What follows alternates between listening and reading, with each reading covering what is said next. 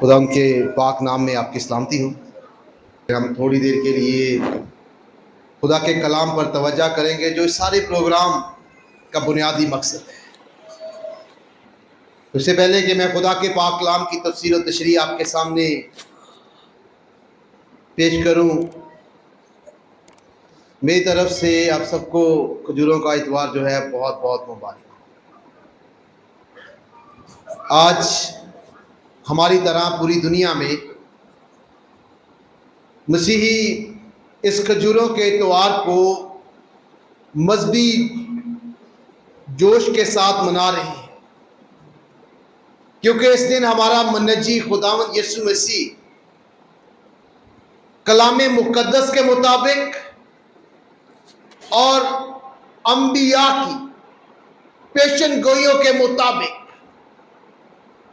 یروشلم شہر میں بطور بادشاہ داخل ہوا، اور خداوند یسوع مسیح جس دن یروشلم شہر میں بطور بادشاہ داخل ہوئے وہ ہفتے کا پہلا دن یعنی اتوار کا دن ہے، اور ہفتے کے پہلے دن یعنی اتوار سے نئے ہفتے کا آغاز ہوتا ہے، اور کھجوروں کے اتوار سے جس ہفتے کا آغاز ہوتا ہے اسے ہم مقدس ہفتہ کہتے ہیں، اسے پیشن ویک کہا جاتا ہے، اور اس ہفتے کی بڑی اہمیت ہے کیونکہ اس ہفتے میں ہمارے منجی خداوند یسوع مسیح نے اپنے الہی مشن کو پورا کیا اور ہم گنہگاروں کے لیے نجات فراہم کی۔ جب ہم اناجیل کا مطالعہ کرتے ہیں تو اناجیل کے کل ابواب 89 ہیں، 79 ابواب ہیں، صرف 4 ابواب میں خداوند یسوع مسیح کی پیدائش اور اس کی 30 سالہ زندگی میں ہونے والے واقعات کو قلم بند کیا گیا ہے۔ 85 ابواب میں اس کی 3 سالہ خدمت میں ہونے والے واقعات کو درج کیا گیا ہے، اور 29 ابواب میں صرف آخری ہفتے میں ہونے والے واقعات کو خدا کے پاک کلام میں تحریر کیا گیا ہے۔ اس لحاظ سے چاروں اناجیل کا 25% حصہ صرف اس آخری ہفتے میں ہونے والے واقعات پر مبنی ہے، جو اس کی اہمیت کو واضح طور پر ثابت کرتا ہے۔ اور ہم یقیناً اس پاک ہفتے میں خداوند کے اس سب کاموں کو جو اس نے ہماری خاطر سر انجام دیے انہیں یاد کریں گے اور خدا کا شکر ادا کریں گے۔ خداوند یسوع مسیح اتوار کے روز یروشلم شہر میں داخل ہوئے۔ خداوند یسوع مسیح جب بطور بادشاہ یروشلم میں داخل ہوا تو یہ خدا کے منصوبہ کے مطابق تھا، خدا کے ٹائم ٹیبل کے مطابق تھا۔ اگر خداوند یسوع مسیح چاہتا تو فصح کی عید جو ہے وہ تو جمعے کے دن تھی، تو وہ سوموار کو بھی جا سکتا تھا، منگل کو بھی جا سکتا تھا، بدھ کو بھی جا سکتا تھا، لیکن خداوند یسوع مسیح اتوار کے روز ہی وہ یروشلم شہر میں بطور بادشاہ داخل ہوئے۔ اس کی پیشن گوئی دانیل 9 باب اس کی 20 سے 25 آیات میں ہے۔ جب دانیل جو ہے وہ خدا سے دعا کرتا ہے رہائی کے لیے، نجات کے لیے، اور جبرائیل فرشتہ اس کی دعا کے جواب میں اس کے پاس آتا ہے اور اسے ہفتوں کی پیشن گوئی دیتا ہے۔ جب ممسوح فرما روا یروشلم شہر میں داخل ہوگا اور نجات فراہم کرے گا۔ اس پیشن گوئی کے بارے میں علماء کا کہنا ہے کہ اگر انسان اس خالی ایک پیشن گوئی کو سمجھ لے تو وہ خدا کے مقصد کو، خداوند یسوع مسیح کے نجات دینے کے منصوبے کو اور اس کی قربانی کو بہتر طور پر سمجھ سکتا ہے۔ اور خدا کے بہت سے لوگوں نے اس پیشن گوئی پر، اس کلام کے حصہ پر بہت تحقیق کی ہے، جن میں سے سب سے زیادہ تحقیق سر رچرڈ اینڈریوسن نے کی ہے، جس نے تحقیق کی ہے اور دانیل کے ہفتوں کی پیشن گوئی کو کیلکولیٹ کیا ہے کہ ان ہفتوں کی پیشن گوئی کے مطابق کتنے دن، کتنے سال کے بعد خداوند یسوع مسیح نے یروشلم شہر میں داخل ہونا تھا۔ اور وہاں دانیل جو ہے وہ ہفتوں کی بات کرتا ہے، اور علماء کا ماننا ہے کہ جو وہ ہفتے کہتا ہے وہ دن یا ہفتے نہیں بلکہ ٹائم ہے۔ اور وہ جب 7 ہفتوں کی بات کرتا ہے تو یہ 7 ٹائمز، اس لیے جب وہ 62 ہفتوں اور پھر 7 ہفتوں کی بات کرتا ہے تو یہ ٹائمز ہے، ادوار ہے، کیونکہ یہودیوں کے مطابق جیسے 7واں دن سبت کا دن ہے، ویسے 7واں سال سبت کا سال تھا، اور 7 ٹائم سے مراد ہے 49 سال، اور 50واں سال سبت کا دن ہوتا۔ اس لحاظ سے رچرڈ اینڈریوسن نے اس کی جو ٹائم پیریڈ ہے وہ نکالا ہے کہ 59 ہفتوں کا دانیل ذکر کرتا ہے، جن کے مطابق جو ہے وہ ممسوح فرما روا جو ہے وہ یروشلم شہر میں داخل ہوگا، تو وہ 59 کو 7 ٹائم سے ضرب دیتا ہے اور 483 سال بنتے ہیں۔ یعنی خداوند یسوع مسیح نے دانیل کے 483 سال کے بعد یروشلم شہر میں داخل ہونا تھا، اور اس وقت جو ہے وہ 360 دن کے 1 سال ہوتا ہے۔ اور اگر ہم 360 کو 483 سے ضرب کریں، ملٹیپلائی کریں، تو 1,73,880 دن بنتے ہیں۔ تو دانیل کی پیشن گوئی کے مطابق خداوند یسوع مسیح نے 1,73,880 دن دانیل کی پیشن گوئی کے مطابق یروشلم شہر میں داخل ہونا تھا۔ تو یہ خدا کے مقرر کردہ وقت کے مطابق تھا، اور خداوند یسوع مسیح اس خدا کے مقرر کردہ وقت کے مطابق یروشلم شہر میں داخل ہوتے ہیں۔ اور جب وہ داخل ہوتے ہیں اس سے پہلے وہ اپنے فضل کو ظاہر کرتے ہیں، اور جب ہم اللہ کے کلام کا مطالعہ کرتے ہیں تو خدا کا پاک کلام ہمیں بتاتا ہے کہ خداوند یسوع مسیح نے لازر کو زندہ کیا، اس نے یرو کے رستے پر 2 اندھوں کو بینائی بخشی، اس نے زکئی کو نجات بخشی، اور لوگوں کی ایک بڑی تعداد خداوند یسوع مسیح کے ساتھ یروشلم شہر میں داخل ہونے کو تھی۔ اور وہ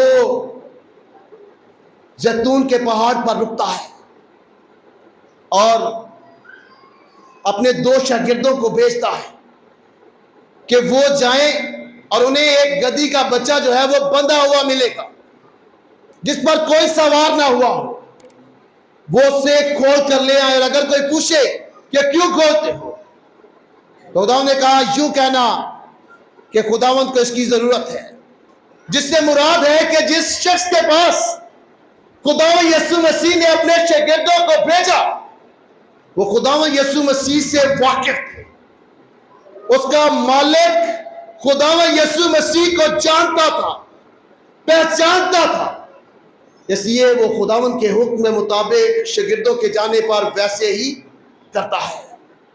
اور جب خداوند یسوع مسیح کے پاس اس کو لایا جاتا ہے گدھے کو، تو وہ اس پر سوار ہو کر یروشلم شہر میں داخل ہوتا ہے، جو کہ پیشن گوئی کے مطابق ہے۔ زکریا کی کتاب اس کے 9 باب کی 9ویں آیت کی تلاوت کی گئی، جہاں خدا کے پاک کلام میں یہ پیشن گوئی کی گئی ہے کہ بنت صیون نہایت شادمان ہو، اے دختر یروشلم خوب لڑکا، دیکھ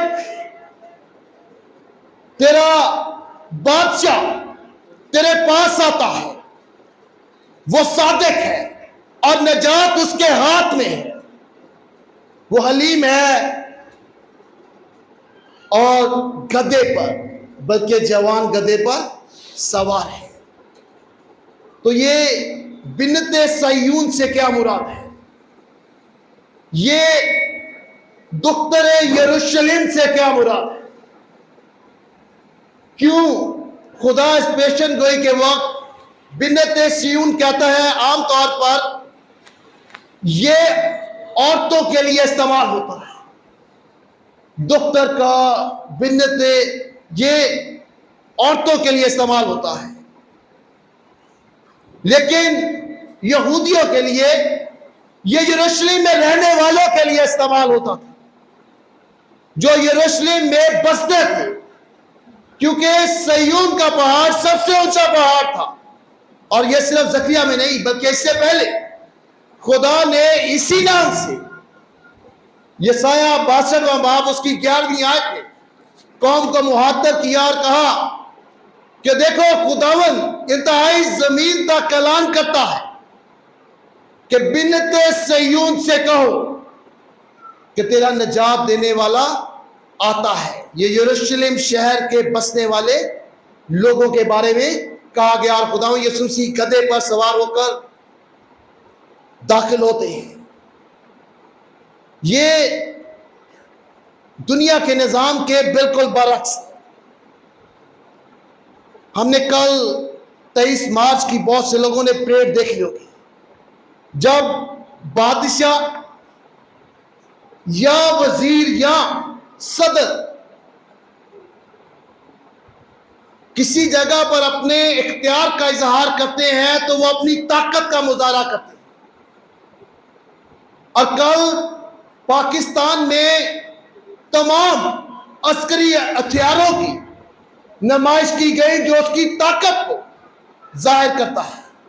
اسی طرح ہر دور کے بادشاہ جب نکلتا تھا، کسی شہر میں داخل ہوتا تھا، تو وہ گھوڑوں اور فوجی افسروں کے ساتھ اور بے شمار ہتھیار کے ساتھ نکلتا تھا، تاکہ لوگوں پر وہ اپنے اختیار کو ظاہر کر سکے۔ لیکن خداوند یسوع مسیح اس طرح داخل نہیں ہوا، وہ گدھے پر بیٹھ کر سوار ہوا، کیونکہ اس کے بارے میں لکھا ہے کہ وہ حلیم ہے، وہ حلیم ہے، اس لیے گدھے پر سوار ہوا۔ اس نے اپنی طاقت کا اظہار نہیں کیا، بلکہ وہ اکیلا گدھے پر سوار ہو کر یروشلم شہر میں بطور بادشاہ داخل ہوتا ہے۔ کیوں؟ کیونکہ اس کی بادشاہت اس دنیا کی نہیں ہے۔ اس دنیا کے بادشاہ طاقت کا مظاہرہ کرتے ہیں، لیکن اس نے حلیمی کا مظاہرہ کیا، کیونکہ اس کی بادشاہت اس دنیا کی نہیں ہے۔ اس دنیا کے بادشاہ جو ہے وہ تاریخ دان کہتے ہیں کہ اس دن بھی ایک مشرق سے خداوند یسوع مسیح حلیم بن کر آیا، اور دوسری طرف یروشلم شہر میں پیلاطس فوجی دستوں کے ساتھ یروشلم شہر میں آیا۔ دونوں کی بادشاہت الگ ہے، بادشاہت کرنے کا طریقہ کار الگ ہے۔ وہ دنیا کی بادشاہت ہے جو وقتی ہے، لیکن خداوند یسوع مسیح کی بادشاہت ہے جو ابدی ہے اور ہمیشہ قائم رہنے والی ہے، اور لوگ اس کا ہوشنا کا نعرہ لگا کر استقبال کرتے ہیں، جس سے مراد ہے کہ ہمیں بچا۔ وہ اسے بچانے کے لیے ہوشنا کے نعرے لگاتے ہیں، وہ اس سے درخواست کرتے ہیں کہ وہ انہیں بچائے، اور اس کے سامنے اپنے کپڑے رکھتے ہیں، جس سے مراد ہے کہ وہ اسے قبول کرتے ہیں، ڈالیاں فتح کی نشان۔ لیکن ان کا مقصد دنوی تھا کہ وہ رومی حکومت سے انہیں بچائے، لیکن خداوند یسوع مسیح کا مقصد ابدی تھا اور وہاں کے لوگوں نے اسے ابدی نجات دہندہ قبول نہیں کیا۔ خداوند یسوع مسیح سے کہا گیا کہ اپنے شاگردوں سے کہا کہ چپ ہو جائیں، اگر تو خداوند یسوع مسیح نے جواب دیا کہ اگر یہ چپ ہو گئے تو پتھر چلا اٹھیں گے۔ بہت دفعہ لوگ یہ سمجھتے ہیں کہ چلانے سے مراد یہ ہے کہ وہ خداوند یسوع مسیح کے حق میں گواہی دیں گے۔ خداوند یسوع مسیح کو دنیا کی چیزوں کی گواہی کی ضرورت نہیں۔ اگر دنیا کی چیزوں کی گواہی کی ضرورت ہوتی تو وہ کائنات کا مالک ہے، ساری چیزیں اس کی گواہی دیتی، اسے خود انسان بن کر اس دنیا میں نہ آنا پڑتا۔ وہ پتھروں کی گواہی کے لیے نہیں اس دنیا میں آیا، بلکہ انسانوں کی گواہی کے لیے۔ اور جو انسان اس دن اس کے حق میں نعرے لگا رہے تھے وہ ٹھیک کچھ دن کے بعد اس کے خلاف نعرے لگاتے ہیں، کیونکہ جس مقصد کے لیے، جس ضرورت کے لیے وہ اس کے حق میں نعرہ لگاتے ہیں وہ ان کے مفاد کے لیے تھا کہ رومی حکومت سے انہیں آزاد کرے۔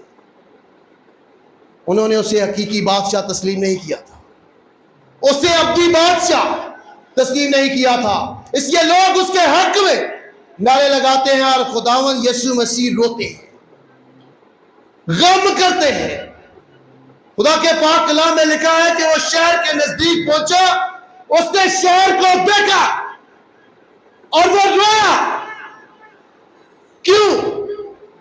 کیونکہ لوگوں کے جھوٹے نعرے تھے، اپنے مقصد کے لیے، اپنے مفاد کے لیے انہوں نے حقیقی طور پر اسے بادشاہ قبول نہیں کیا۔ اور خداوند یسوع مسیح جہاں بادشاہ ہے وہاں عدالت کا اختیار رکھتا ہے۔ اس نے اس دن نہ صرف اپنے آپ کو بادشاہ کے طور پر ظاہر کیا بلکہ اس نے عدالت کرنے والے جج کے طور پر بھی ظاہر کیا، اور اس نے یروشلم سے کہا کاش کہ تو اس دن کی سلامتی کی باتوں کو جانتا۔ وہ جانتے کہ ان پر قلم ہوا ہے اور خداوندوں کا خداوند ان کے درمیان ہے، لیکن انہوں نے اسے قبول نہیں کیا۔ اس شہر نے خداوند یسوع مسیح کو رد کیا اور خداوند یسوع مسیح نے کہا کہ تیرے دشمن تجھ پر چڑھائی کریں گے اور تجھ پر پتھر پہ پتھر باقی نہ رہے گا۔ اور یروشلم شہر کی ٹھیک 40 سال کے بعد عدالت ہوئی۔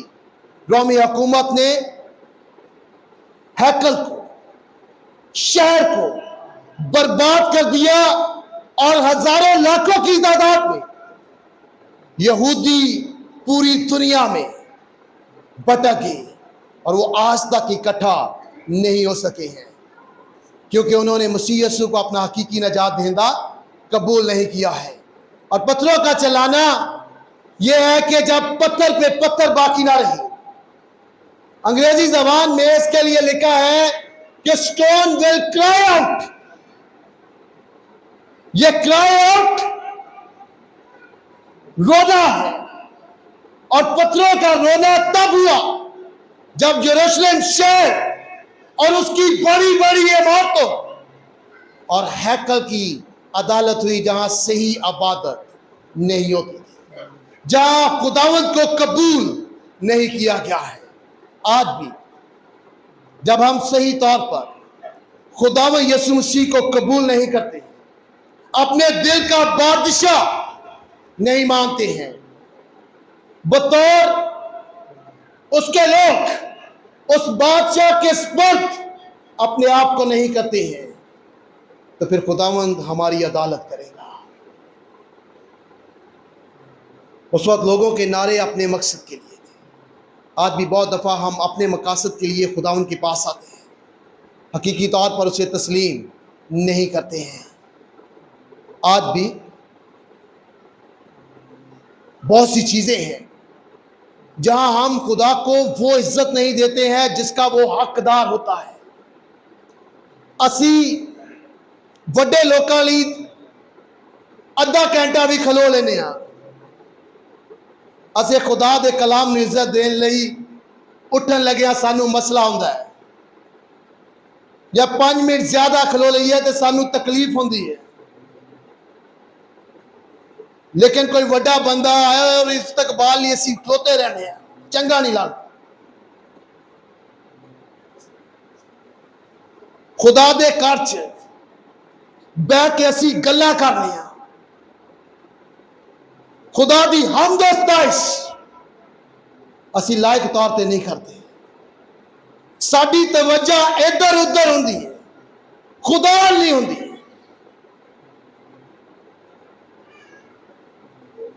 خدا دے گھر چ اسی کام کرنے ہاں تے ساڈا نا نہ لیا جائے تے اسی ناراض ہو جانے.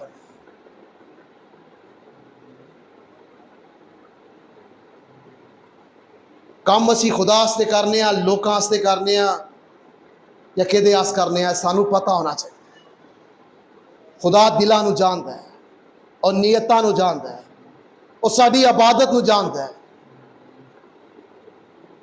سانو حقیقی طور پہ انہوں اپنا بادشاہ تسلیم کرنا چاہیے, او دی حمد ستائش تے پرستش کرنی چاہیے جیڑی دل نہ ہوئے, کیونکہ خدا دلوں کو پرکھتا ہے, وہ دلوں کو جانتا ہے.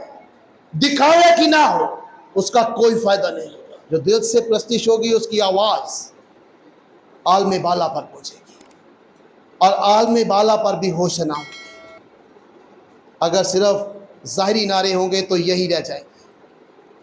خداوند مجھے اور آپ کو بہتر طور پر خداوند کی استحقاق میں قائم رہنے, اس کا عزت اور احترام کرنے اور اس کے احکام پر چلنے اور دل سے اس کی عبادت کرنے کی توفیق دے, اور اس پاک کلام کے وسیلہ سے بڑی برکت.